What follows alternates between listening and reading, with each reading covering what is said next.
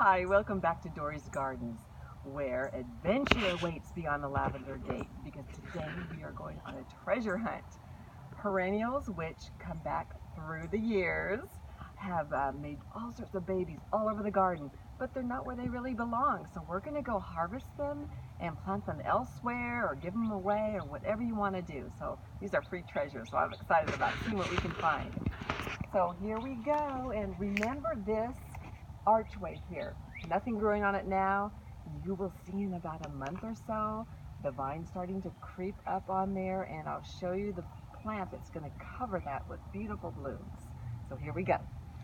We're going outside the gate today, and this is kind of my morning garden. It's a great exposure. We get sun till it's about 2 o'clock now, 1 or 2, and so it starts to cool down a little bit, especially in these hot Texas summers. Too intense for about 3 or 4 o'clock for many plants, but it's great to see what we have here. Now I've shown you the spring blooming phlox. This is the summer tall garden phlox. One of my favorites, the John Fanick. It's a light lavender, of course. And so it's kind of creeping out here, and I want to plant some little annuals in front. So I'm going to go ahead and take a little piece of that and put it elsewhere in the garden. I still have areas, believe it or not, that I need to fill in.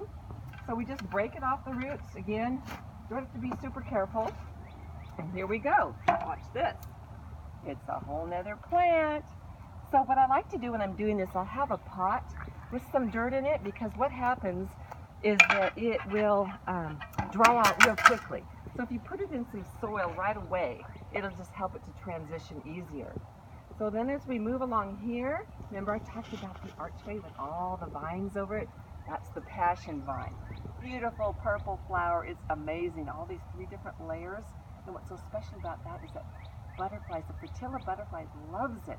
It'll come, lay its eggs, and the larvae eat the leaves, which is fine. There's plenty to spare. And then it hatches out butterflies, and you look there, and there's purple flowers with these orange butterflies all over. What a photo op. It's amazing. So here it is. It goes over there, but it came over here during out the year. So I'm going to dig that up and put it elsewhere. So you just need a little bit of a root. Now with the passion vine, it does kind of wimp out a little bit at first, but just keep watering it and it'll come back and give you a wonderful plant, and then you'll have it all over your yard that you can share with somebody. So let's go see what else we can find down here. Okay, we've got our dianthus. We've got some hostas coming up over there. Okay, this one here, crocosima, looks like a gladiola. It blooms around July, which is nice because things are getting hot and maybe a little fading of some blooms, but it is a hot color. It is bright orangish and red. They come in yellow, and they have a little tiny bulb. Some people think they're like super invasive, which they are, but that's okay. And see, that's what it's going to look like. Put it in your pot of dirt, and you can transfer it someplace else. And I like the foliage. It's tall, it's crisp. It looks nice. Great filler inner. Okay, so here we go. Down around the corner. Let's see what we can find over here. Okay, we've got some spider lilies. People love these. And some people call them naked ladies, because what happens is this foliage will die back in the summer. And then in the fall, there's this stalk with this wonderful red spider lily that's so delicate. It's like, oh, I forgot that was there. So they're kind of a little valuable thing. I mean, you pay a few dollars for one of these bulbs, but this is what they look like. And so I'm going to move those to another part of my yard and get them going somewhere else. Or give them to a special friend like maybe Michelle over here. So we'll move right along. And we've got things that are going off. Looks like I need to do some weeding, but that's okay. I will get to that as I split up the plants. So here, I was talking about the early blooming phlox. Here it is. See, it's just going off a little bit.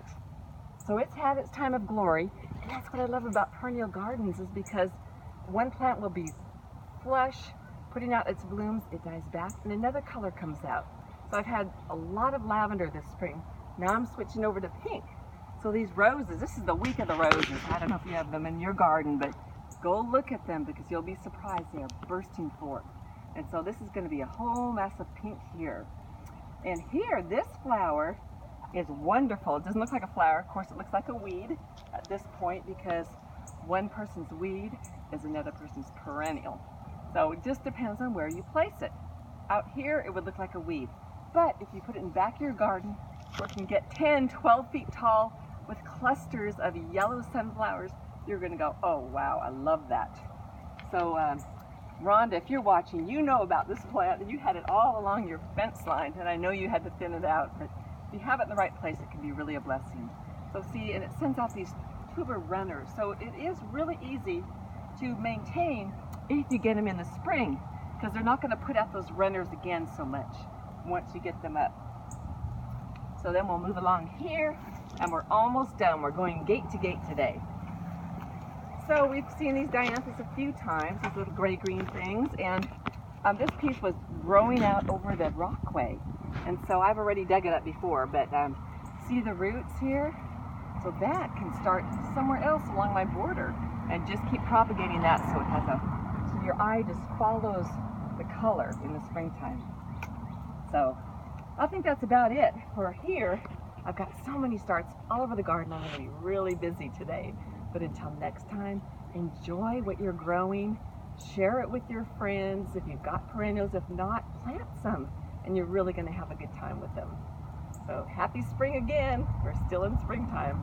So enjoy it while the weather's nice.